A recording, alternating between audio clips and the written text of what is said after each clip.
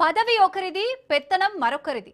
మహిళలకు అధికార పదవుల్లో 33% కేటాయిస్తున్నామని రాష్ట్ర ప్రభుత్వం పదే పదే చెబుతున్నా ఆ ప్రకటనలు క్షేత్రస్థాయిలో మాటల వరకు మాత్రమే పరిమితమవుతున్నాయన్న తీవ్ర విమర్శలు వెల్లువెత్తుతున్నాయి.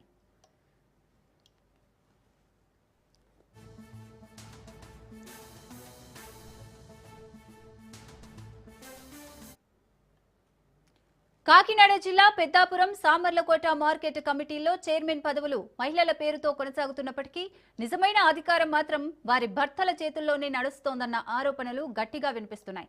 చైర్మన్ కుర్చీలో మహిళల పేర్లు మాత్రమే కనిపిస్తుండగా నిర్ణయాలు తీసుకునేది, అధికారాన్ని వినియోగించేది, పదవి అనుభవించేది మాత్రం భర్తలేనని బహిరంగంగా ఆరోపిస్తున్నారు.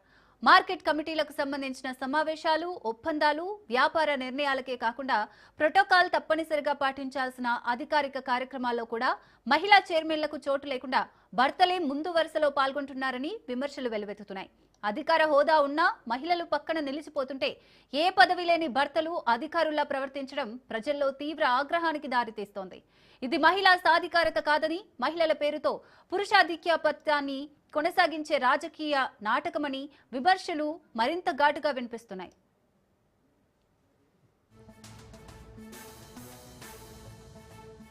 అధికారాలు అంటూ పెద్ద పెద్ద మాటలు, మరోవైపు మహిళలను సంతకాలకు పరిమితం చేసి భర్తలను అసలైన పాలకులుగా మారుస్తున్న వ్యవస్థ ఇదేనా? ప్రభుత్వం చెప్పే మహిళా సాధికారత అని ప్రజలు నిలదీస్తున్నారు.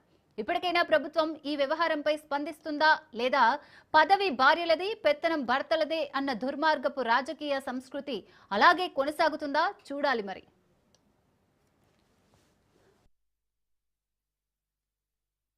చంద్రబాబు నాయుడు గారు అందరూ గత 20 సంవత్సరాల కిందే గ్యాస్ కనెక్షన్ ఇచ్చి అందరూ కూడా ప్రతి ఒక్కరికి గ్యాస్ ఉన్నారని చెప్పి వదిలించారు.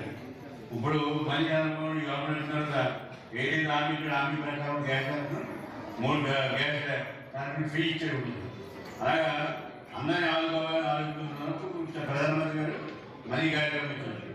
మహిళలు అందరినీ కూడా అందరూ ఆలోచించుతున్నారు. మీరు కూడా ఉపయోగించి అందరూ ప్రతి ఒక్కరు ఉపయోగించుకోవాలి, ఆరోగ్య బాగుంచుకోవాలి, మీ పిల్లలు బాగా చదువుకోవాలి, ముందుగా కోరుకుంటూ ఏది ఏమైనా ఇలా ప్రభుత్వాన్ని కార్యక్రమాలు చేపడతా.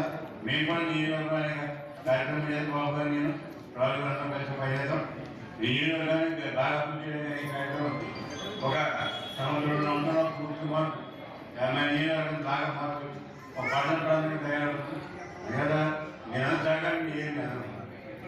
దొంగ ఎక్కువైపోయినప్పుడు ఆ దొంగ ఇంకెప్పుడు ఎక్కడ సైడ్ ఉంటుందా ఇంకొకటి కూడా ఆ దొంగలను కూడా కంట్రోల్ చేసి ఇవాళ బాగా ప్రతి సైడ్ కూడా మన ఇల్లు కార్యక్రమం గవర్నమెంట్ మన ఇల్లు ఉపయోగించాలి. చంద్రబాబు నాయుడు గారు